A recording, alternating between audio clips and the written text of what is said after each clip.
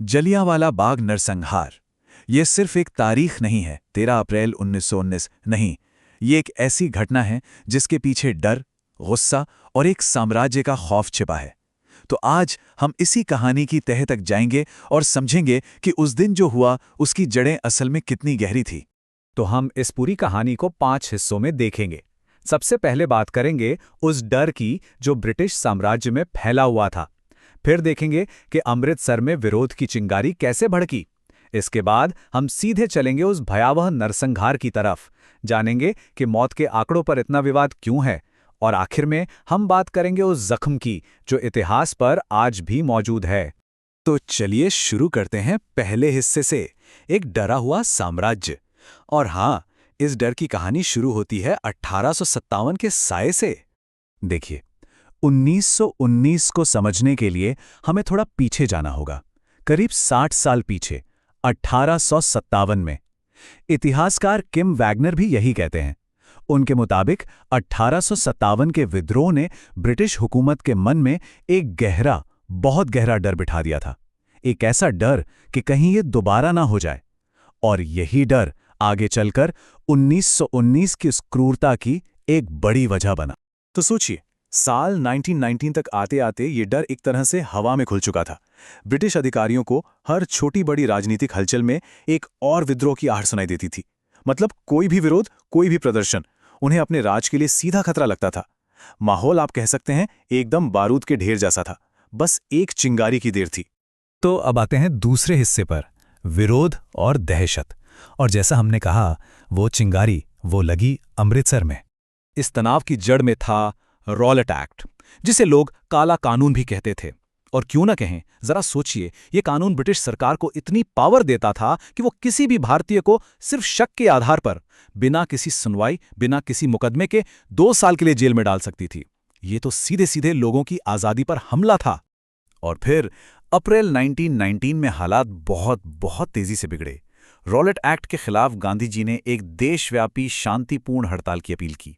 सब ठीक चल रहा था, लेकिन अमृतसर में 2 बड़े स्थानीय नेताओं डॉक्टर सत्यपाल और डॉक्टर किचलू को गिरफ्तार कर लिया गया। बस फिर क्या था, शांतिपूर्ण विरोध प्रदर्शन अचानक दंगों में बदल गया। इन दंगों के बाद शहर की कमान सौंपी गई ब्रिगेडियर जनरल रेजिनाल्ड डायर को, एक ऐसा नाम जो इतिहास में हमेशा के लिए दर्ज होने वाला था। और डायर ने आते ही अपना पहला काम क्या किया? उसने शहर में किसी भी तरह की पब्लिक मीटिंग या सभा पर पूरी तरह से पाबंदी लगा दी। यहीं से उस भयानक दिन की उल्टी गिनती शुरू हो गई थी। अब हम पहुंचते हैं कहानी के तीसरे हिस्से पे, जलियांवाला बाग का नरसंहार।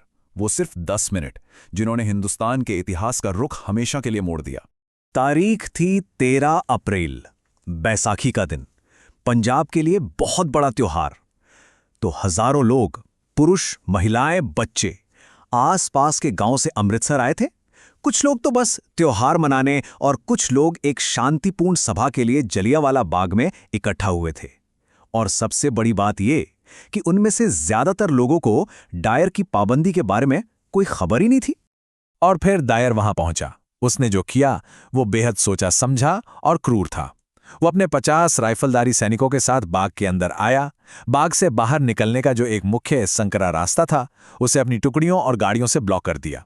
और फिर बिना कोई वार्निंग दिए, बिना एक शब्द कहे, उसने अपने सैनिकों को उस निहत्थी घनी भीड़ पर गोलियां चलाने का हुक्म दे दिया।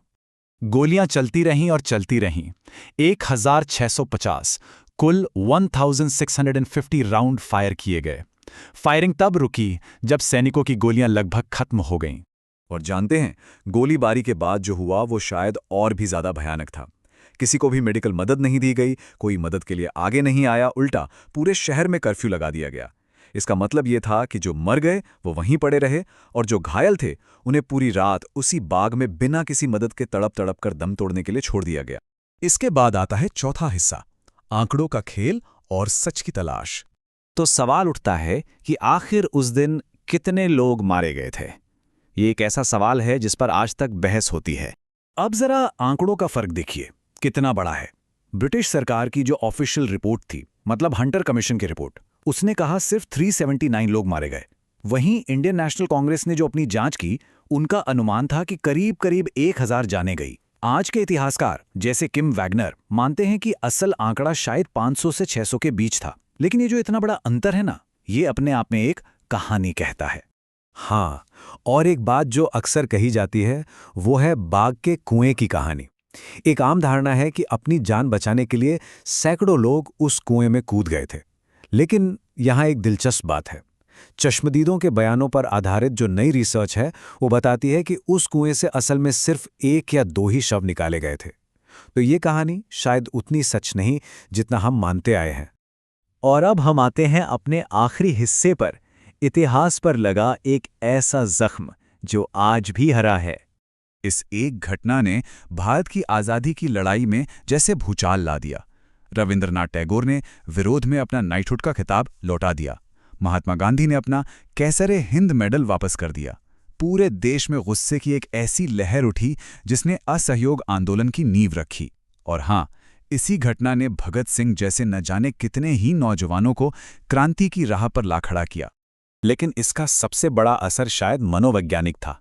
देखिए, अब तक बहुत से भारतीयों को लगता था कि ब्रिटिश राज में भले ही कुछ भी हो पर आखिर में न्याय मिलेगा।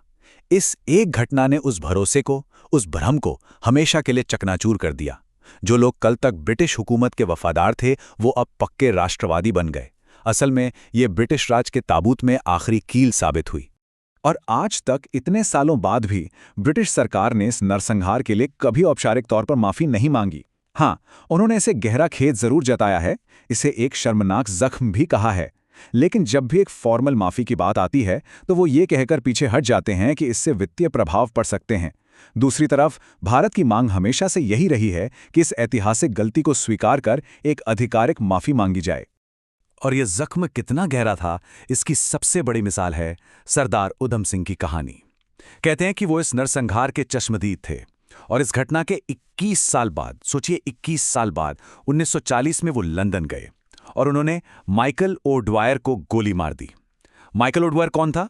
वो उस समय पंजाब का लेफ्टिनेंट गवर्नर था जिसने जनरल डायर की कार्रवाई को सही ठहराया था। ये सिर्फ एक बदला नहीं था, ये उस दर्द का सबूत था जो 2 दशकों तक उनके सीने में सुलगता रहा। तो आज, 1 सदी से भी ज्यादा समय बीत जाने के बाद, ये घटना हमें एक बड़े सवाल पर लाकर छोड़ देती है। किसी ऐतिहासिक त्रासदी के लिए न्याय आखिर होता क्या है? क्या वो एक औपचारिक माफी है, या कोई मुआवजा, या फिर सिर्फ उस सच को याद रखना जैसा वो था, ताकि इतिहास खुद को फिर कभी ना दोहराए?